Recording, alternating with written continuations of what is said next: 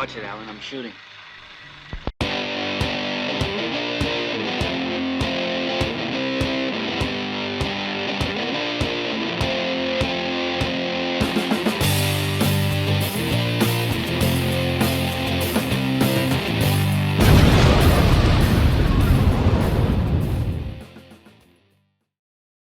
Hello all out there in YouTube, and happy almost New Year to you all. Before we get going, just because Christmas is over doesn't mean I have to stop this right away. During the holiday season, I like to shout out the Animal Rescue League of Boston, which is a great organization that does so much for homeless cats, dogs, and various other pets. I like to support them during the holiday season, so I'm going to leave a link to their website down below. Please go visit. Donate if you can. If you can't, that's perfectly fine, but this is just something I like to do during the holidays, so yep, we'll do it for this video as well.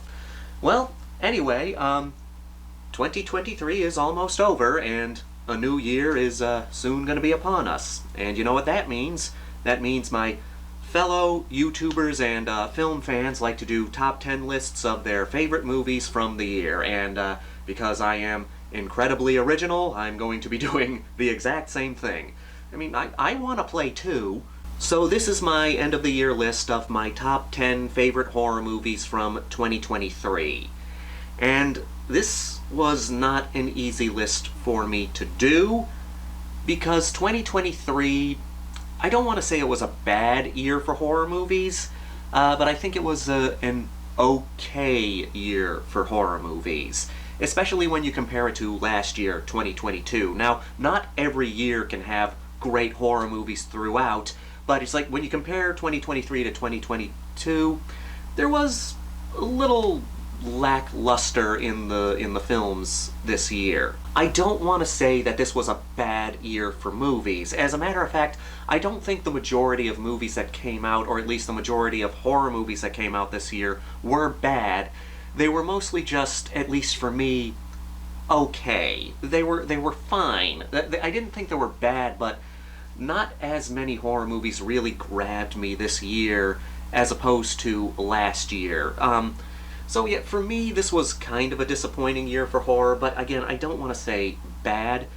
But I did take the time to look around and find some good horror movies from this year. We did get some good stuff this year. I just think the majority of what came out this year was more on the okay side. Before we get into the top 10, I do have 3 honorable mentions for you. I like to do honorable mentions a little differently in my end of the year ranking. These aren't movies that I loved, but they just barely made the list. These are either movies that I liked to an extent or didn't really like, but I can see other people liking them more than me. That's why I want to put them in my honorable mentions. Just because they didn't work for me, they could still work for other people, and I think they would probably work for most people, so that's why I like to put these in the honorable mentions. So the first one is Evil Dead Rise. Now, I did legitimately like Evil Dead Rise. I think it was pretty good.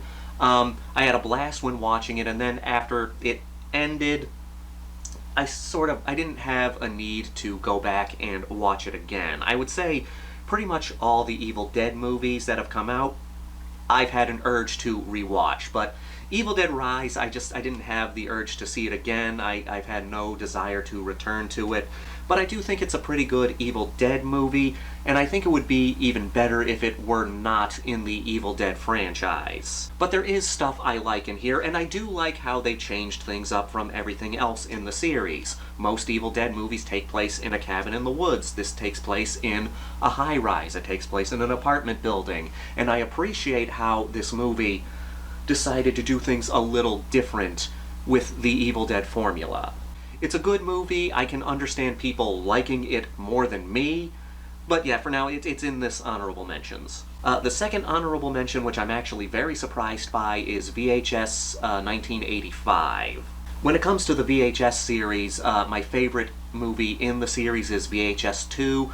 The rest of the movies in the series I could take or leave. I like some of the segments in some of the movies, dislike them in others. But VHS 1985 is probably my favorite of the VHS movies since the second one. I don't want to give that too much praise because it's still not too high on my list of favorite movies, but let's say, like, okay, let's say the best movies are up here and the worst movies are down here. I would honestly put VHS 85 somewhere up here.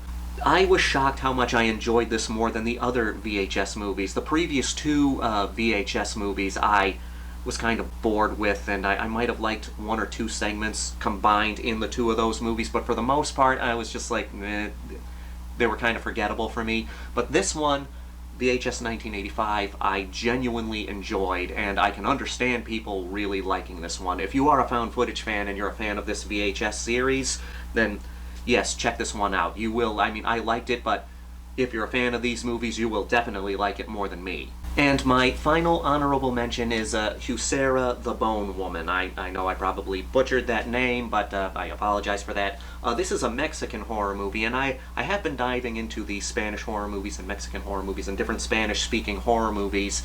I did really enjoy this movie. I saw this closer to the beginning of the year, and it's a good psychological, supernatural horror movie, sort of in the vein of The Babadook, where the ghost could be seen as a metaphor for mental illness and stuff like that, and it does deal with the horrors of pregnancy. I do enjoy a good pregnancy horror movie. It's a good movie, it's a creepy movie. It does work more as a drama than a horror movie, and I'm okay with that. I am okay with horror movies leaning closer to the drama side of things than the supernatural side of things. If you did, like, I do think this is a good slow burn. If you removed the Bone Woman from the scenario, it would have just been an interesting drama about a woman who's becoming pregnant, who's not really, doesn't really want to be a mother, and doesn't really want to be part of the marriage life or something like that. But they throw in this Bone Woman, and it's very interesting. My only real problem with the movie, which prevents me from loving or really liking the Bone Woman, because I do like this movie, but I could have liked it more. I didn't know the rules of the Bone Woman. Now, the Bone Woman is based on a Mexican folklore, which is fine. I mean, I love folklore and learning different countries, the folklore of different countries. The problem is I don't know much about the Bone Woman, and I'm guessing there are a lot of people that don't know much about the Bone Woman. If we knew a little more about her legend and knew the rules of this threat, I think this could have been a much more effective horror movie. Not that it doesn't have creepy scenes, but for me at least, when you're dealing with a supernatural entity, you need to understand what its rules are, what exactly it's kind of all about. Not that everything has to be explained. I am okay, especially in supernatural horror movies, I like when things are more on the vague side of things, but I do think some rules need to be established so we know what the actual threat is. I do think that if they just created some rules and let us know the rules of the Bone Woman, it could have been more effective for me, but I can definitely see people liking the Bone Woman more than I do, so I do recommend checking it out for yourself. And two more movies I want to mention beforehand, Godzilla -1 and The Passenger. People can make the argument that these two movies aren't really horror movies. Godzilla -1 is my favorite movie of the year because I'm a Godzilla fan, and I love the fact that Toho created a new good Godzilla movie, or great Godzilla movie.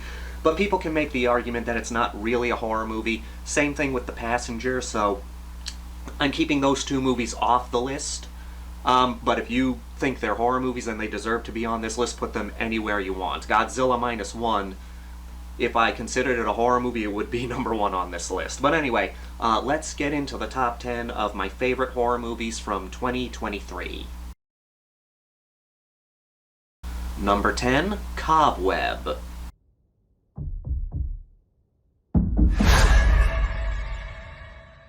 It's okay. It was just a bad dream. This is a good little fairy tale-esque horror movie that takes place in like this pumpkin patch area during Halloween, and I love a good October Halloween-esque horror movie. This is a good new horror movie to watch around Halloween. But you have this kid living in a house with his two parents who seem kind of off, and they seem to be keeping some kind of secret, and the little boy is hearing somebody trapped in the walls, and she's saying that these two parents were her parents and they locked her away, and At first you don't know if it's in the kid's head or if there's something supernatural going on. Meanwhile, the parents are very standoffish. They come across as really creepy, really off, and abusive.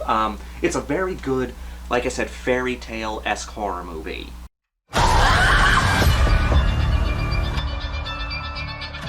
Peter, sometimes you have to make hard decisions to protect your family. The setting is great. It has that October Halloween atmosphere, which is why I'm glad I watched this closer to October.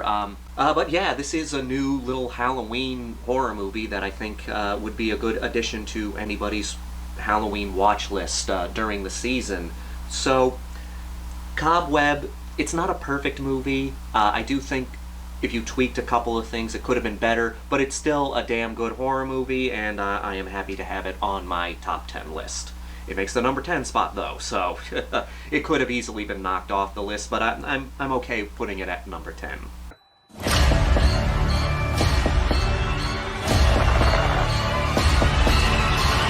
You have a beautiful imagination.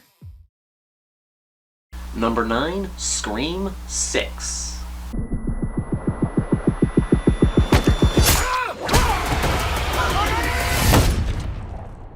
So, the Scream franchise is a very important movie to me. I grew up with the Scream franchise. It's one of the ways I connected with one of my best friends, Keith. It's one of his favorite franchises, and we grew up with the franchise together. So, this franchise means an awful lot to me, and I genuinely like Scream 6.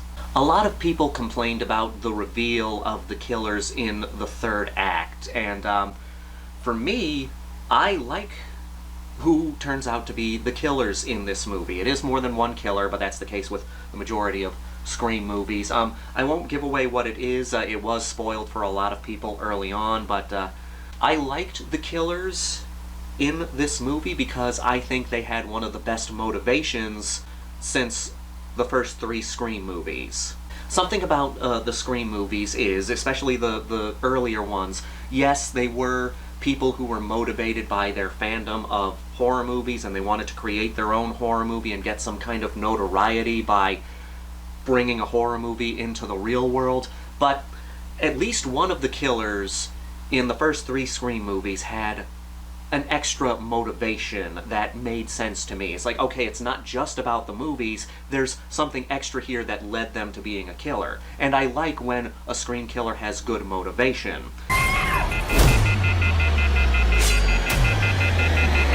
I'm something different. That's why I'm gonna shoot you in the head. This is one of my favorite ghost faces. Like before you find out who the killers are, I love how savage the ghost face is in this movie. I love the fact that he uses a shotgun in one scene. Not a lot of people like when their slasher villains use a shotgun, but people use guns all the time in the Scream movies, so the fact that the killer uses a shotgun earlier on, I like that. There are some legitimately good kills in this movie, but I have a complaint that is similar to many people's complaints of this movie. A lot of people lived at the end of this movie. There are people who were put in situations that they could not survive, characters getting stabbed multiple times, characters being put in a situation that they could not live through, and they ended up living. What is this place? A shrine. We've got to lure him in. We execute him. But the fact that you're too afraid to kill off certain characters, for me, that hurts the film. I mean, it doesn't ruin the movie for me, but I think that, like I said, death needs to matter, and if you're too afraid to kill off likable characters in your horror movie, I think that's just going to hurt the film. I don't know what the franchise is going to bring in the future, but as of right now, Scream 5 and Scream 6 are welcome additions to this franchise that does mean a lot to me. Guys?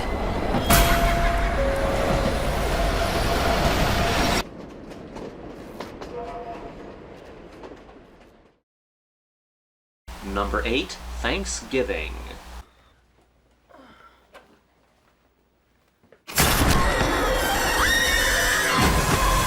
I was not expecting this to make my end of the year list. I had a feeling I was going to enjoy it to an extent, but I didn't think I was going to like it as much as I do. I have a complicated relationship with Eli Roth movies. I have a lot of respect for Eli Roth. I think he's a great horror fan. I will not call him a bad director. I don't think he's a bad director at all.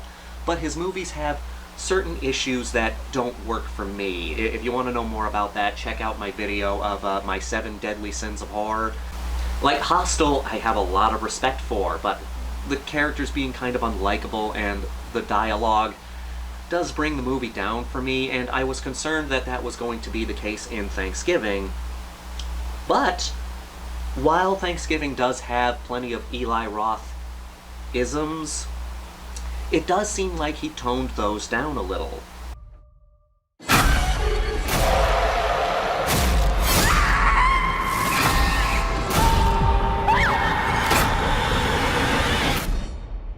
There are plenty of scenes where the characters are talking and every other word is fuck, but not nearly as much as you've seen in other Eli Roth movies. I think the dialogue was fixed a bit, and it does have some, oh, you fucking things, but not as much as other Eli Roth movies. And I thought there were more likable characters in Thanksgiving than I've seen in other Eli Roth films.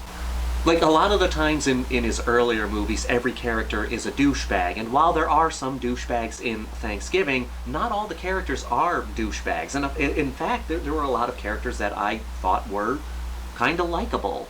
And there was this scene in the movie between the main character and her father, which was a genuine human moment, and I love the fact that he put that in this film. I think he... I mean, to me at least, it's like, not saying this doesn't have the Eli Roth tropes, it does, but I think he toned them down a little bit, which I do respect. There are some brutal deaths in here, and yeah, like I said, there are some douchebag characters, but a lot of the douchebag characters are killed off right away. I think there's a decent mix of some douchebag characters and some likable characters, so you can still have, you know, tension in the movie, characters that you don't want to see die. And I would say my favorite thing about this movie is how it uses modern technology. A lot of people complain about how in newer horror movies, modern technology can kind of ruin horror movies. It puts a damper on things, because if something bad's happening, you can just pull out your phone and call the police. I do think you can use modern technology in horror movies in a creative way, and Thanksgiving uses modern technology. The longer this goes, the more twisted it gets. Every weapon he's using is straight off a Thanksgiving table.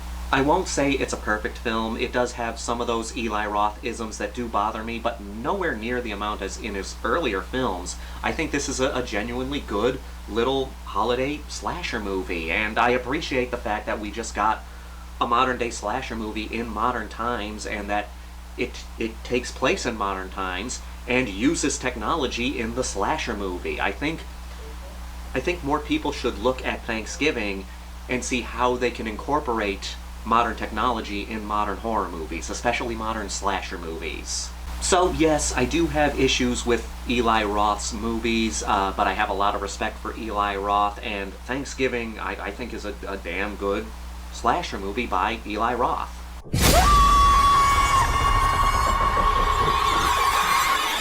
Let's see. Number 7, Suitable Flesh. Come on.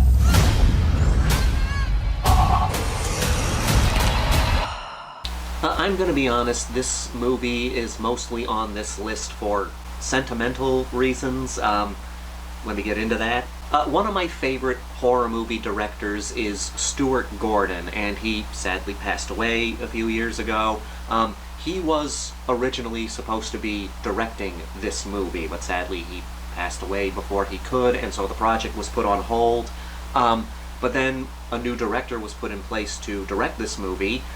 It kind of warmed my heart a little bit, because we saw a lot of Stuart Gordon regulars who were involved in his productions getting involved in this movie. Barbara Crampton, of course, Brian Usna, many people that worked with Stuart Gordon before worked on this movie, and that touched me in many ways. Me? I'm just Dandy. Brandy? Not that Suitable Flesh feels like a Stuart Gordon movie, but it does have elements that do feel like a Stuart Gordon movie. It has a different director, and it feels like a movie by that director. But I love the fact that all these people who worked with Stuart Gordon got together to make this movie that he was going to direct before he died. So this is a body swap movie, a body swap / possession movie. You have Heather Graham, who plays a doctor and a psychiatrist, and she comes across this really disturbed young man who's saying that there's something trying to go into his body, and then something does go into his body, which turns out to be an ancient entity from thousands of years ago, millions of years ago. So it does have some Lovecraftian elements and some Stuart Gordon elements in there, some elements of cosmic horror in this body swap possession movie. And it's just a fun little horror movie. It doesn't start off as that gory, but it gets gorier in the third act. It feels kind of like a drama or a soap opera that slowly becomes a Stuart Gordon movie. It slowly turns into a Stuart Gordon movie, and I appreciate that.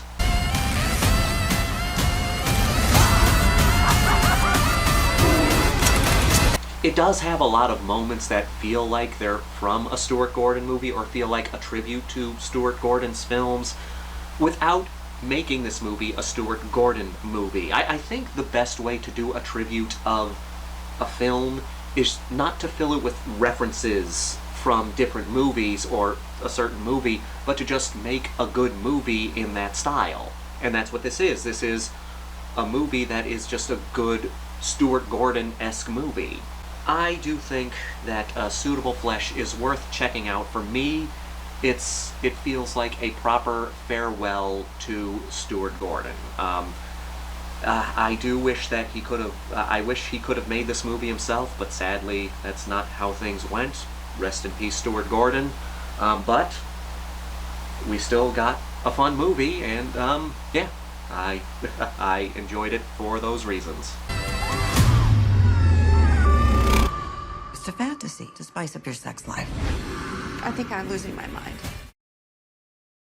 Number 6, Talk to Me.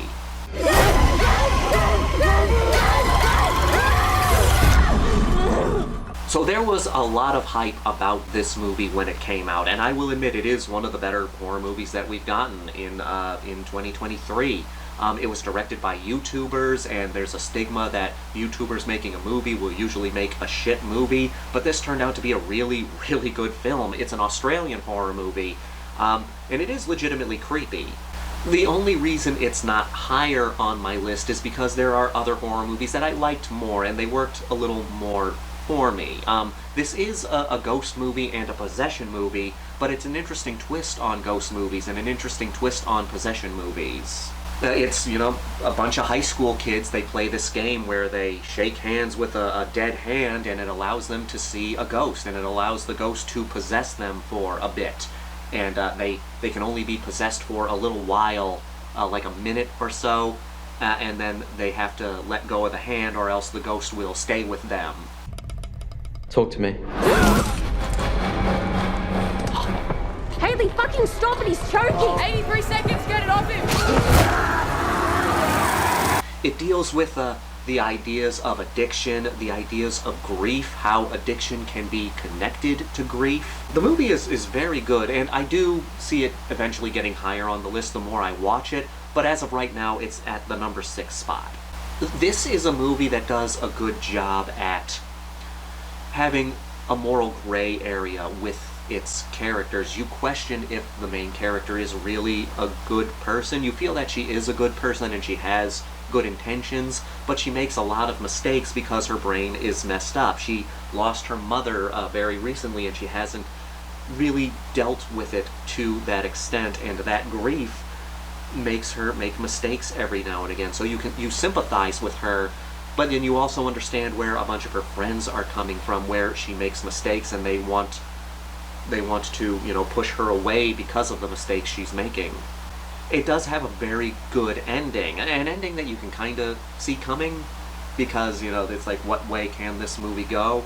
But it still is good, solid ending, and it is, like I said, a unique take on possession movies and ghost movies and stuff like that. I did thoroughly enjoy Talk to Me. I think the more I watch it, the more I will like it, but I have to get to the point where I can watch it again. But as of right now, it is at number 6, and it is a very, very good movie. Delete it! Delete it, come on! The spirits. They followed us. We have to do something. You want to do it again? Number 5, Home for Rent.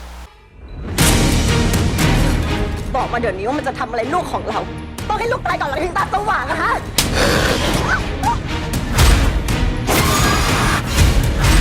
This is an Asian horror movie from Thailand that I don't hear enough people talking about. It's really solid cult movie.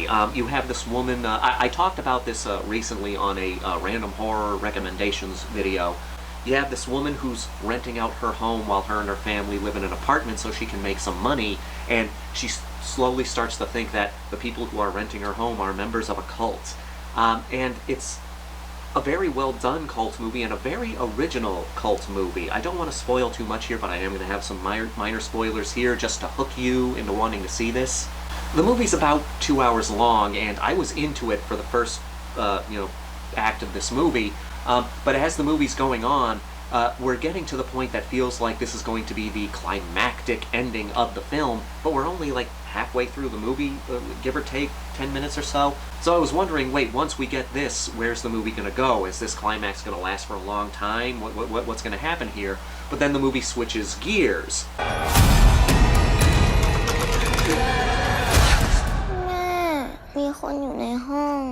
Now this is sort of a movie in the style, kind of Rosemary's Baby, not really, but kind of to that extent, where you have somebody who is suspicious of the people around them, and a family member is getting involved in this cult, and they're keeping a mystery of what's going on. And that's what's happening here. A woman's husband has gotten involved with this cult, but you rarely see things from the angle of the family member who joined the cult.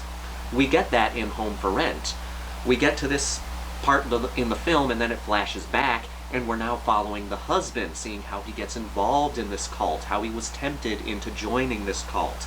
And then as the movie goes along, it's getting back to this big climactic moment, and then it flashes back again, and we're now following the leader of this cult. That's what really hooked me with Home for Rent, the fact that we have a cult movie, but we're seeing all these different perspectives that we don't usually get in cult movies. We mostly watch cult movies from an outsider's perspective, or the perspective of someone who was in the cult but is not in the cult anymore. Rarely do we get the perspective from the people inside the cult.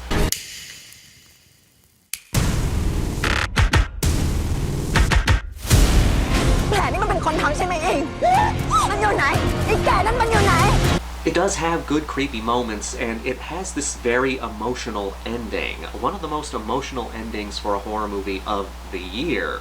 So yeah, Home for Rent, solid horror movie, solid cult movie that not enough people are talking about. I can't really say any more about it other than that it's just really good, and I think you should check it out. If you can watch Home for Rent, watch Home for Rent. It is very, very good.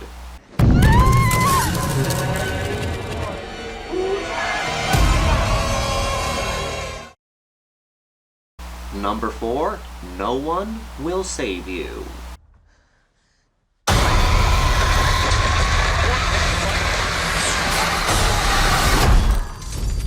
So what we have here is a home invasion, alien invasion kind of movie. It does have a lot of CGI in it, which I understand for a lower budget movie that doesn't really have the time or the resources to make really good practical effects. It is disappointing, but I can forgive that. Basic story is you have this woman who lives in this small town, and she's been ostracized from the rest of the town. She lives on the outskirts of the town, and one day she is visited by an alien. Her home is invaded by an alien, and she has to deal with this alien. And then as the movie goes on, we see how big this invasion is, and she has to deal with more aliens and all this stuff. It's a very simple but very well done movie. Now, with that premise, it could have been your basic science fiction horror movie that was suspenseful and fun and stuff like that. I don't want to say generic, but it would have been basic, and it would have been good. But what makes it this high, what puts it this high on my list, is the fact that there's almost no dialogue in this movie.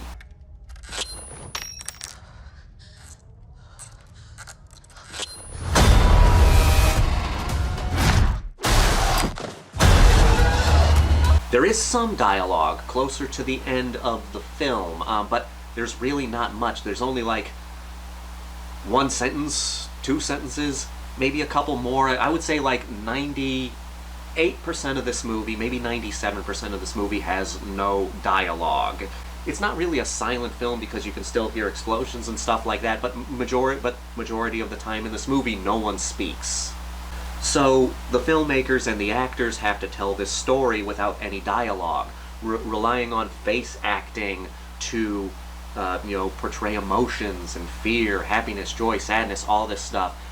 Having to use visual storytelling to tell your story. That's ballsy. That takes a lot of guts to make a movie with very little dialogue. And I think this movie does such a good job. Not only does it not have a lot of dialogue, but it's constantly interesting. It's constantly suspenseful. You know what's going on despite the fact that nobody's talking. It does a great job at visual storytelling.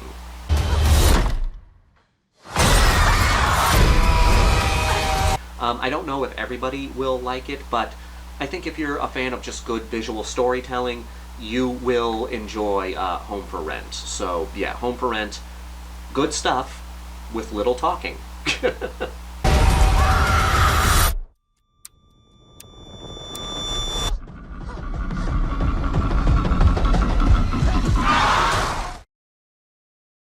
Number 3, Dark Harvest. Kill or be killed. You've all heard the stories. We failed at our duties, and that black dust destroyed our crops, our lives. Now, this movie had been in production or post-production hell for God knows how long. We had no idea when it was going to be released. I heard so many people talking about it, and then it finally got released, but it kind of just like trickled in under the radar because I didn't hear too many people talking about it. I've heard a lot of people talking about how they were anticipating the movie, and then when it came out, I didn't hear as many people talking about it as I thought I would. I had no idea it was released until I came across it on streaming one day.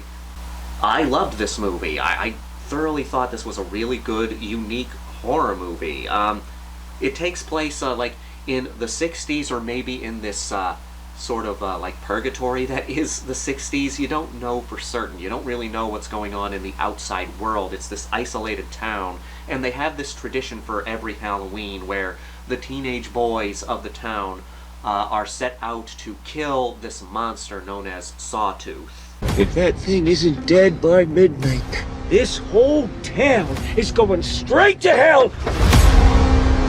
And Sawtooth has a good, simple design. There are some moments of cheap CGI, but you can tell this was an independent movie, so the cheap CGI didn't bother me too much, because there's also some good CGI and there's also some good practical effects. And the monster of Sawtooth is a good-looking monster. But the way it goes is the teenage boys of the town are out to kill Sawtooth, and of course Sawtooth is killing everybody else. And the boy who kills Sawtooth, his parents get a prize. They get like a nice house, a wealthy house, and then the boy gets this fancy car and is allowed to leave the town and things like that. So killing Sawtooth is a big deal, you know, and if you kill Sawtooth, it's this ritual that the crops will work and the town will be safe for another year. It's one of those cult kind of things, you know. You should do it. You know I'm not allowed. Just because your brother won the run last year? I got an idea. I like the idea. It's an original idea. You know, you usually have those movies where there's a monster that comes to this small town and is keeping the small town trapped. But in a way, in this movie, the small town is keeping the monster trapped. The whole ritual is Sawtooth rises from the fields, and then he goes to town and kills people, and the boys of the town have to go out and kill this monster. That's what they are. everybody locks their doors and just lets the kids out to kill this monster. And the teenagers of the town are about as savage as the monster is. Like, they do this thing where they lock the kids away for 3 days and they don't feed them so that they're hungry and they're sadistic so that they want to kill Sawtooth. And they won't just kill Sawtooth, they'll kill anyone who gets in their way. So not only do you have the threat of the monster, you have the threat of the kids running around town killing people. The monster has a good, simple design. There are characters, of course, you are rooting for in this town. You're interested by the politics of this small town and this ritual. It does get to an ending that is kind of predictable. I called what was going on, like, I don't even think we were halfway through the movie when I said, okay, this is probably what's going on. But that didn't ruin the movie too much. It was still interesting, still very, very well done. You have a good monster, you have an interesting story, you have some solid gore. I really do recommend checking out Dark Harvest if you just want a fun monster movie. I want to go home. You think you're special? Why are you doing this? If you're born in this town, you're cursed. Number 2, Project Wolf Hunting. 정신도 다 끊겼어. 자기 전부터 기름칠한 것 같아요. 여기 한국 가고 싶은 새끼 있어? Now this is a South Korean horror movie. I love South Korean horror movies. This was a movie that came out towards the end of 2022 but didn't get a wide release, especially a release here in America until 2023, so I'm counting it as a 2023 horror movie, damn it. This is a fun action horror movie. There's a lot of blood in it. It's got this really fun villain, this really intimidating villain. The movie takes place on this boat. It's a cargo boat that is transporting a bunch of criminals over the sea. And they need to do it this way because so many people want these criminals dead, but when they try to take out the criminals, they are taking out innocent people with them, so they gotta do it on this boat. Now eventually all the criminals escape, and you're expecting this kind of siege movie on a boat. You're expecting this action movie on a boat with all these criminals going around killing our main characters, and our heroes have to try and save themselves from all these murderers and sadistic assholes. And they are sadistic. The prisoners in this movie are sadistic. You have some good ones as well who turn out to be the heroes of the movie. And of course the cops, we're rooting for the police officers who are trying to get control of this situation. But the real threat of this film is taking place in like a secret room in the engine room of the boat. Because people have been assigned to transport this super soldier, this weird super soldier whose eyes are sewn shut and he's being sedated. But the super soldier eventually wakes up and starts wreaking havoc on the boat.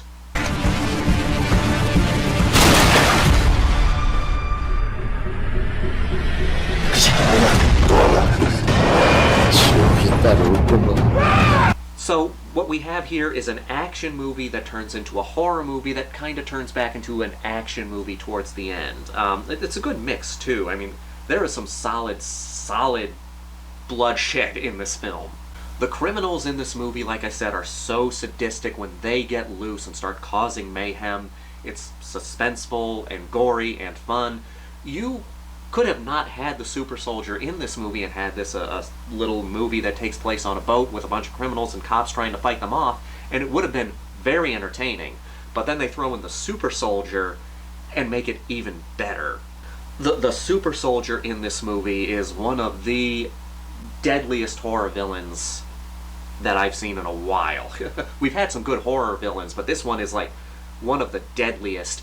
I would describe him as if Michael Myers had a little more intelligence, knew martial arts, and moved really fast, and also had like almost Superman level strength.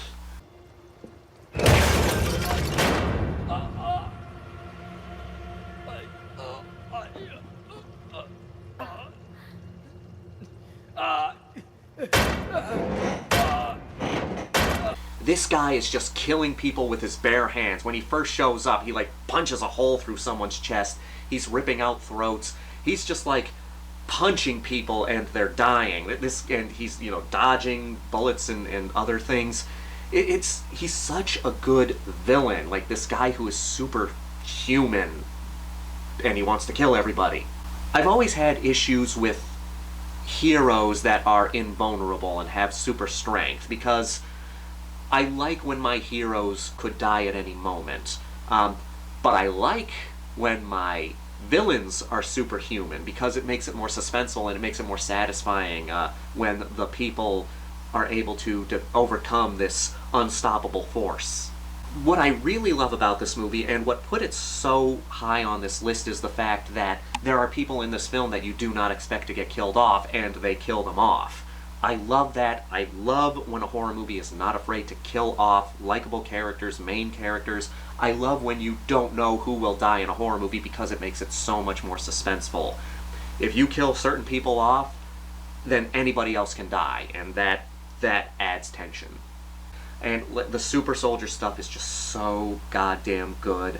I loved Project Wolf Hunting. I saw it later in the year. I wish I saw it earlier in the year, but I'm glad that I finally watched it, and it rightfully has the number 2 spot on this list. I mean, if you have not seen Project Wolf Hunting, if you like action horror, if you like South Korean horror, if you just want to see a good, intimidating villain, not a complex villain, but just someone who's such a good threat, watch Project Wolf Hunting. You will not be disappointed.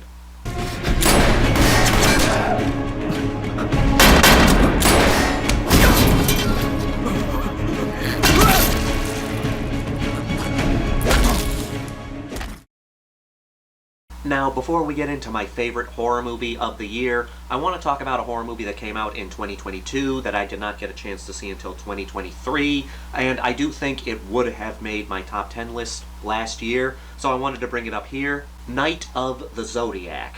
Now, this movie is a tribute to the shot-on-video horror movies that came out from the 80s through the 90s. This movie is not for everybody. It has to be for people who like low to no budget filmmaking, such as myself. I did a trash review for this movie because I loved it so much, and it made me want to check out other shot-on-video horror movies, and it has caused me to do a dive into this particular category of horror movies that has been a major blind spot for me for years.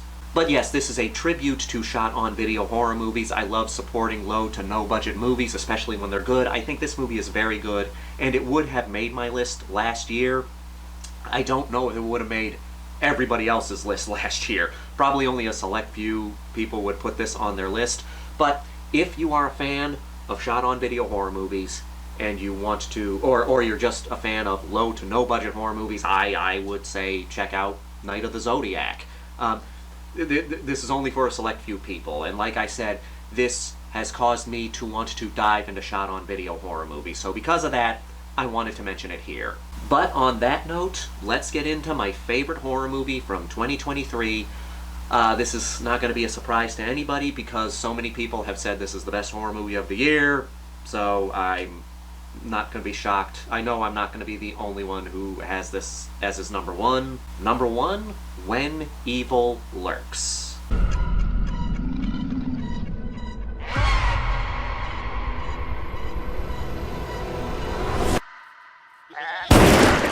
When Evil Lurks.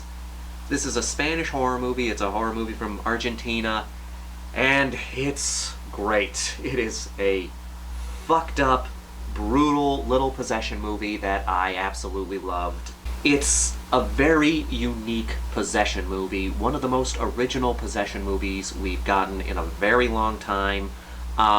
It's, like I said, it's really disturbing. Many people have said that this is the horror movie of the year. I'm going to make the argument that it didn't have a ton of competition. It did have some competition, but not much. But that does not make this movie any less good. It's absolutely fantastic. It's a possession movie that doesn't rely on religion to be the way to exorcise these demonic forces. As a matter of fact, it talks about how religion is sort of dead in this world, which is an interesting way to look at a possession movie. we're following these two brothers, and they find out that this family has a son who has been possessed. When someone is possessed in this world, they're dubbed a rotten, and you have to kill someone who is possessed, but you have to do it the right way. If you do it the wrong way, it could spread the possession. There are all these rules you have to follow in this movie that if you don't follow them, it could spread the possession, it could spread the madness and the mayhem, and things go very, very bad in this movie.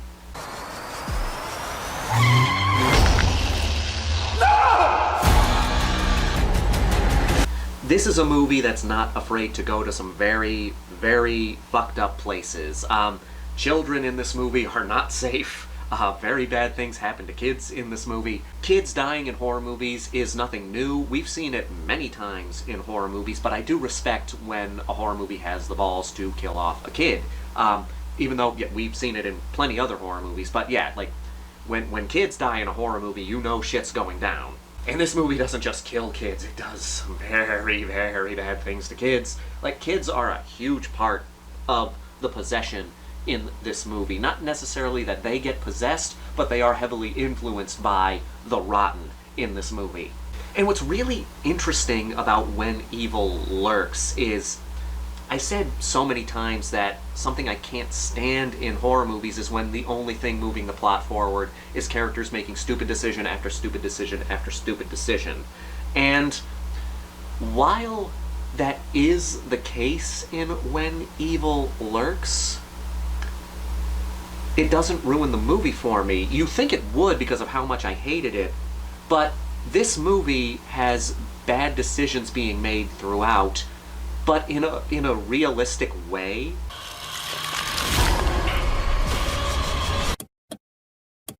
Los tiempos de la fe se terminan rápido. It does it in a way that makes sense. So yeah, bad decisions are being made in this movie, but it doesn't feel lazy. It doesn't feel like it's the only thing that is moving the plot forward. It's not just the fact that the characters are making bad decisions. I don't know how to explain it. It works in When Evil Lurks. Like, there are so many other horror movies where the characters are only making super decisions and that's the only thing being used to move the plot forward. But When Evil Lurks, you have characters making bad decisions, but it doesn't feel lazy, if that makes any sense. I don't know how to describe it. Characters making stupid decisions in horror movies and only making stupid decisions in horror movies really bothers me, but for some reason, When Evil Lurks figures out how to use that in not a bad way. I don't know how to describe it. There are so many disturbing moments in this film, and it's not just a constant barrage of disturbing moments. There's breaks in between, which I think makes the disturbing moments even more disturbing. If you put like so many fucked up moments in a movie, it can hurt the film. You need breaks in between, because if you have nothing but scary things throughout your movie, the audience can get numb to that. If everything is scary, nothing's scary, so you need those slower moments.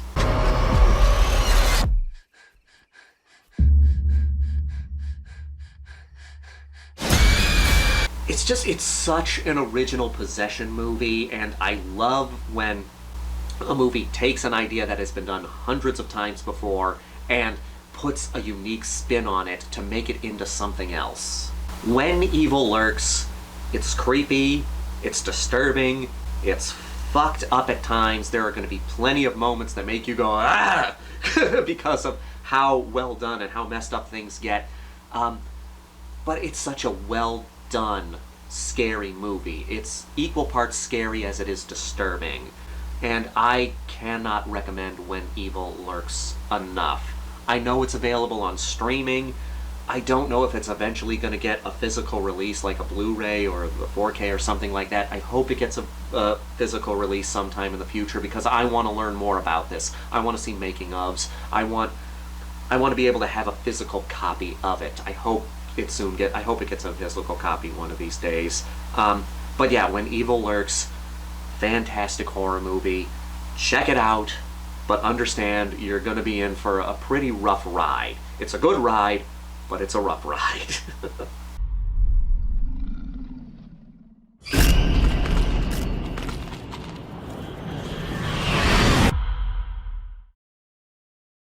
And there you have it, my favorite horror movies from 2023. Like I said, I was pretty disappointed this year when it comes to horror movies, but there was some good stuff that came out this year. We'll see what 2024 brings us in terms of horror movies. And on that note, I want to just thank every single one of you for sticking with me for another year. It truly does mean a lot to me. There are so many other content creators here on YouTube. There are so many other videos you could be watching. The fact that you are taking time out of your day to watch my stuff really does mean a lot to me, and I could not thank you enough for taking time out of your day to watch these little videos I make. And we're going to keep going in 2024. I don't know what the future holds for this channel, but I like doing this stuff and I'm just going to keep doing it. I'll keep doing reviews. I'm going to try to do more top 10 lists. We'll see what happens. We're going to have more horror talks. We're going to have more trash reviews. We're going to have more art of the scares. And I'm going to try to do, other videos here and there. But again, thank you all so much for watching. I hope you all have a happy new year. I hope 2024 is a really good year for everybody.